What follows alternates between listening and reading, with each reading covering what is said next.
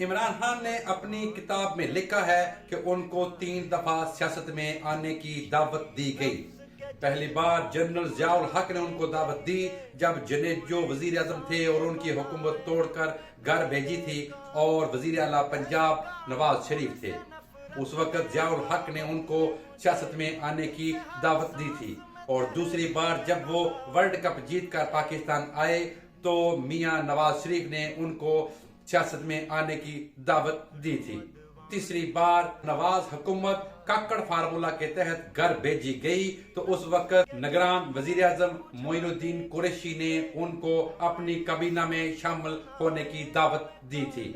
लेकिन इमरान खान ने इन तीनों मौकों पर सियासत में आने से इनकार कर दिया था। हालात और वाकयात परेशान कर रहे थे, सियासत उनके पीछे पीछे थी, यहाँ तक कि कुछ सहाबी उनसे सवालात भी पूछने लगे थे कि क्या आप सियासत में आ रहे हैं या नहीं आ रहे। लेकिन उनका हमेशा यही जवाब होता था कि वो सियासत में कभी भी कदम नहीं रखेंगे। फिर 2 ऐसे वाकयात हुए जिसकी वजह से इमरान खान को सियासत में आना पड़ा। ये वाकयात क्या थे? मोहतरमा बेनजीर भुट्टो ने कौन सा मुल्की खुफिया दौरा किया था? ये सब हम आपको आज की इस हिस्ट्री ऑफ पाकिस्तान की सीरीज की 32वीं किस्त में बताएंगे। मैं हूं तनवीर अहमद चौधरी और आप देख रहे हैं सच जानो। 1994 की बात है कि शौकत खानम अस्पताल की इमारत मुकम्मल हो चुकी थी, अमला रखा जा चुका था, इलाज शुरू होना था, लेकिन फंड्स खत्म हो गए और कोई बंदा फंड नहीं दे रहा था, कहीं से पैसे नहीं आ रहे थे। और शौकत खानम के आगाज के लिए, इफ्तिताह के लिए, काम शुरू करने के लिए $40 लाख की जरूरत थी। ऐसे में इमरान खान के एक साथी ताहिर अली खान ने मशवरा दिया कि एक बड़ा सा डब्बा लेते हैं और मुख्तलिफ शहरों में जाकर 10-10, 20-20 रुपए इकट्ठे करते हैं, क्योंकि ज्यादा रकम तो कोई नहीं दे रहा। और ये करोड़ों रुपए 10-10, 20-20 रुपयों से इकट्ठा करने की कोशिश करते हैं। और इसी सिलसिले में उन्होंने डस्का का चक्कर लगाया और चंद ही लम्हों में 5 लाख रुपए इकट्ठे हो गए। जब ये रुपए इकट्ठे हुए तो उनका हौसला बढ़ा और उन्होंने पूरे मुल्क के तालीमी इदारों, शहरों से फंड्स इकट्ठा करने का प्रोग्राम बनाया। 7 हफ्तों में उन्होंने पूरे मुल्क में बहुत से तालीमी इदारों और शहरों में चक्कर लगाए और जब ये दौरा कंप्लीट हुआ तो $40 लाख की जगह $50 लाख इकट्ठे हो चुके थे, यानी $10 लाख उनको जायद मिल चुके थे। ये खाली रकम ही नहीं थी, लोगों का प्यार भी मिला और इमरान खान ने ये भांप लिया था कि पाकिस्तानी कौम का दिल कितना कुशादा है और उन पर कितना एतबार किया जाता है। हमारी जान आप देंगे ना खून का नजराना ईमान से दे देंगे, गर्दन कटवा लेंगे। यही वो वजह थी जिसकी वजह से इमरान खान ने नहीं सकता था कि हमारी अवाम इतनी मेरी मदद करेगी, पैसे भी देगी, दुआएं भी देगी और फिर शुक्रिया अदा भी करेगी। तो मैं इनका जितना भी शुक्रिया अदा करूं वो कम है। सियासत में आने के बारे में संजीदगी से सोचना शुरू किया और इर्द गिर्द साथियों के साथ सियासत में दिलचस्पी की बातें भी करने लगे। और ये बात उस वक्त के हुक्मरानों से ढकी छुपी नहीं रही, क्योंकि वो इमरान खान की कौम में पजीराई देख चुके थे। उनको अवाम ने दिल जमाई से चंदा मुहिम में पैसे दिए थे, जेवरात दिए थे, जो कौम कर सकती थी वो सब कुछ इमरान खान के लिए किया गया था। हमारी जान आप देंगे ना खून का नजराना ईमान से दे देंगे, गर्दन कटवा लेंगे।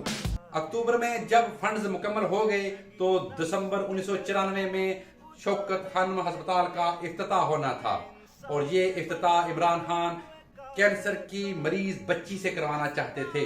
लेकिन मोहतरमा बेनजीर भुट्टो के शोहर आसिफ जरदारी ने उनको पैगाम भेजा कि ये इफ्तिताह वो करना चाहते हैं, लेकिन इमरान खान ने उनसे कोई राब्ता ना किया, जिसकी वजह से वजीर आजम मोहतरमा बेनजीर भुट्टो और उनके शोहर उनसे नाराज हो गए और खुलकर उनके सामने आ गए। टीवी नशरियात की वजह से सबसे ज्यादा चंदा इमरान खान को रमजानुल मुबारक में इकट्ठा होता था और वो इश्तिहारात मोहतरमा बेनजीर भुट्टो ने बंद करवा दिए। यहाँ तक के चंदा मुहिम की जो ट्रांसमिशन होती थी वो भी बंद करवा दी गई। جس کی وجہ سے بہت بڑا نقصان ہوا اور وہ جو فنڈز آتے تھے وہ رک گئے۔ اتنے میں لیڈی ڈیانا نے ہسپتال کا دورہ کیا، جس سے عمران خان کو اور شوکت خانم ہسپتال کو عالمی پذیرائی ملی، اور یہ ایک خطرے کی گھنٹی بھی تھی۔ یہ سلسلہ 1 سال جاری رہا اور پھر وہ ہوا جو نہیں ہونا چاہیے تھا۔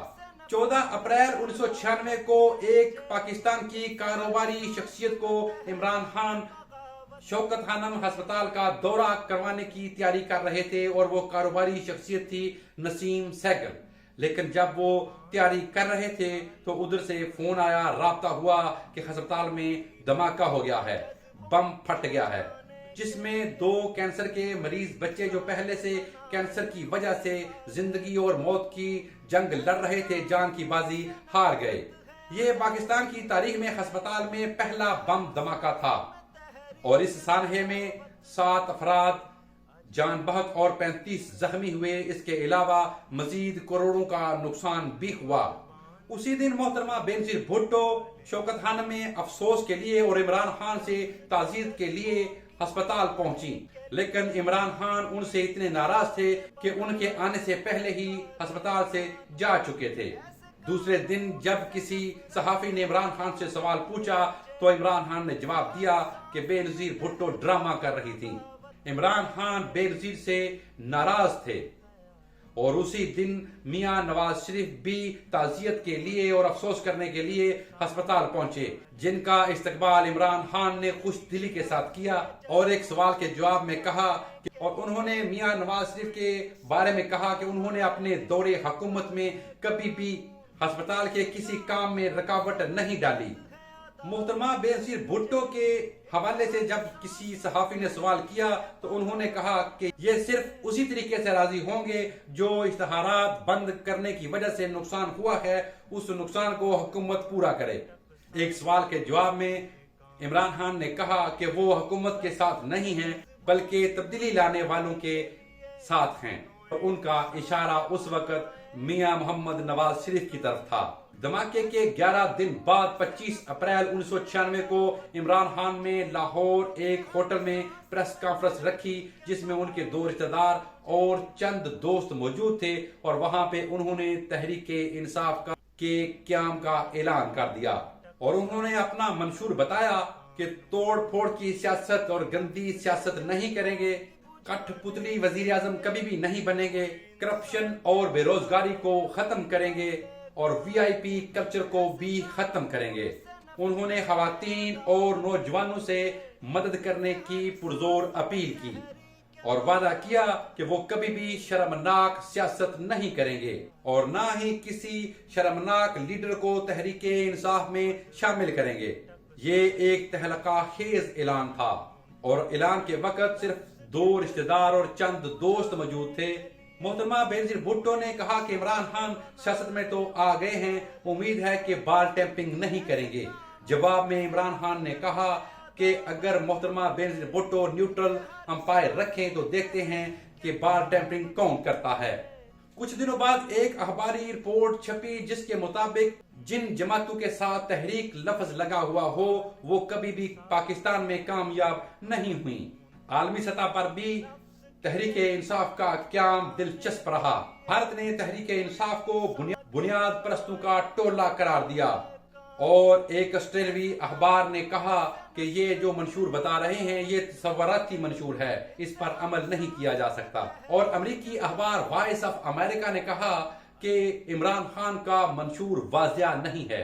محترمہ بینظیر بھٹو کو جہاں ملک میں ایک نئے خریف کا سامنا کرنا پڑ رہا تھا، وہاں پہ غیر ملکی پرابلم بھی سامنے آ رہی تھی۔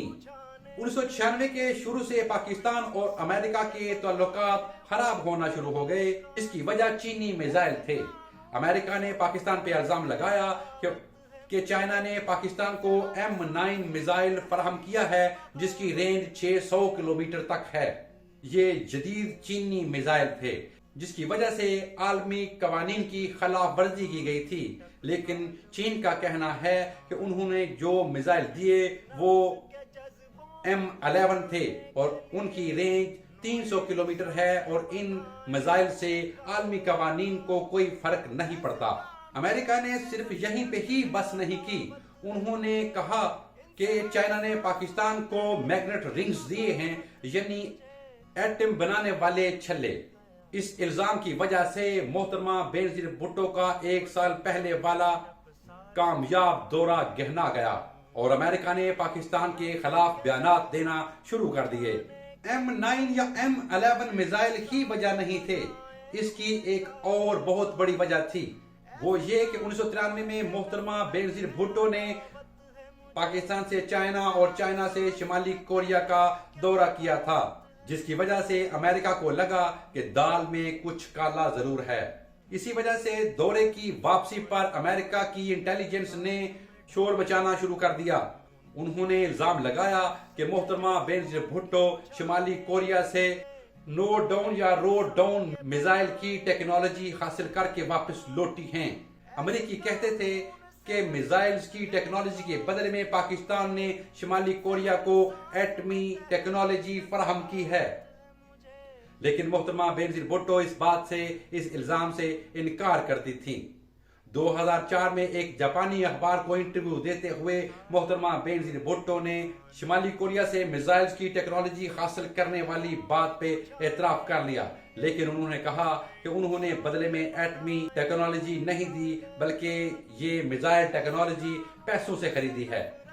2007 में जब मोहतरमा बेनजीर भुट्टो का कत्ल हुआ तो उसके 1 साल बाद भारतीय मुसन्नफ श्याम भाटिया ने 2008 में एक किताब शाया की जिसका नाम था गुड बाय शहजादी। श्याम भाटिया वो सहाफी थे जो सूडान और अफगानिस्तान की कवरेज कर चुके थे और भारत में इनको खारजा उमूर का माहिर समझा जाता था। उनका दावा था कि 2003 में उनको इंटरव्यू देते हुए मोहतरमा बेनजीर भुट्टो ने एतराफ किया था कि उन्होंने शिमाली कोरिया को एटमी टेक्नोलॉजी दी है, और वो कहते हैं जब मोहतरमा ये बात कर रही थी तो उनकी आंखों में एक चमक भी थी। मोहतरमा ने श्याम भाटिया को बताया कि उन्होंने शिमाली कोरिया को सीडीज फराहम की थी जिसमें मुकम्मल एटमी टेक्नोलॉजी मौजूद थी। अब वो कितनी सीडीज थी ये उन्होंने श्याम भाटिया को नहीं बताया था, और श्याम भाटिया ये बात मोहतरमा से मालूम करने की कोशिश में रहते थे, लेकिन वो मोहतरमा बेनजीर भुट्टो की जिंदगी में ये कभी ना जान सके। श्याम भाटिया लिखते हैं कि मोहतरमा बेनजीर भुट्टो ने इस्लामाबाद से एक ओवरकोट खरीदा था जिसकी जेबें बहुत गहरी थीं, और इसी कोट की जेब में सीडीज डालकर वो चाइना और चाइना से शिमाली कोरिया गई थी, और उन्होंने शिमाली कोरिया के हुक्मरानों को ये सीडीज दी थी। सीडीज में 100 से ज्यादा एटमी सिस्टम की फोटोज और ड्राइंग्स बनी हुई थी, और इसके बदले में शिमाली कोरिया के हुक्मरानों ने मोहतरमा बेनजीर भुट्टो को लॉन्ग रेंज मिसाइल की टेक्नोलॉजी फराहम की जिसकी रेंज 1200 से 1500 किलोमीटर तक है। अगर श्याम भाटिया की ये बात सच है तो मोहतरमा बेनजीर भुट्टो ने अपनी जान पर खेलकर पाकिस्तान को ये मिसाइल टेक्नोलॉजी फराहम की थी, क्योंकि वो जानती थी कि अगर अमेरिका को पता चल गया कि पाकिस्तान और शिमाली कोरिया में कोई खुफिया डील हो रही है तो उसको रोकने के लिए अमेरिका हर उस हद तक चला जाता जहां तक वो जा सकता था। तारीख गवाह है कि अपने मतलब के लिए, अपने मुफाद के लिए अमेरिका ने जब भी जो भी चाहा वही किया। उसके लिए उन्होंने एटम बम भी इस्तेमाल किए, मुसाफिर त्यारे भी गिराए। 1988 में एक ईरानी मुसाफिर त्यारा भी अमेरिका ने गिराया, जो बाद में मुआवजा देकर उन्होंने मामला खत्म कर लिया। मोहतरमा बेनजीर भुट्टो जब तक जिंदा रही तो वो यही कहती रही कि उन्होंने शिमाली कोरिया को एटमी टेक्नोलॉजी फराहम नहीं की, और श्याम भाटिया ने भी उनकी जिंदगी में कोई भी ऐसा सवाल नहीं उठाया। मोहतरमा बेनजीर भुट्टो के दौर में एटमी प्रोग्राम तेजी से आगे बढ़ा, जिसकी वजह से पाकिस्तान गौरी और एटमी प्रोग्राम के करीब तर चला गया। यही वो दौर था जब नवाज शरीफ मोहतरमा बेनजीर भुट्टो की हुकूमत गिराना चाहते थे और उनका साथ दे रहे थे काजी हुसैन अहमद, और उस वक्त हुकूमत गिराने के लिए 58(2)B का इस्तेमाल किया जाता था, जिस आर्टिकल के तहत सदर मुमलकत ही असम्बलियां तोड़ सकता था और असम्बलियों में मोहतरमा बेनजीर भुट्टो के काबिल एतमाद साथी सदर फारूक लगारी बैठे हुए थे। इसके बावजूद सदर फारूक लगारी ने असम्बलियां तोड़ दी। सदर फारूक लगारी ने असम्बलियां क्यों तोड़ी? सदर फारूक को महंगे महंगे तोहफे किसने दिए? चांदी का प्याला किसने दिया? इलेक्शन कैसे हुए? नवाज शरीफ 2/3 अक्सरियत से कैसे कामयाब होकर वजीर आजम बने? ये सब हम आपको बताएंगे हिस्ट्री ऑफ पाकिस्तान की किस्त नंबर 33 में। मैं हूं तनवीर अहमद चौधरी और आप देख रहे हैं सच जानो।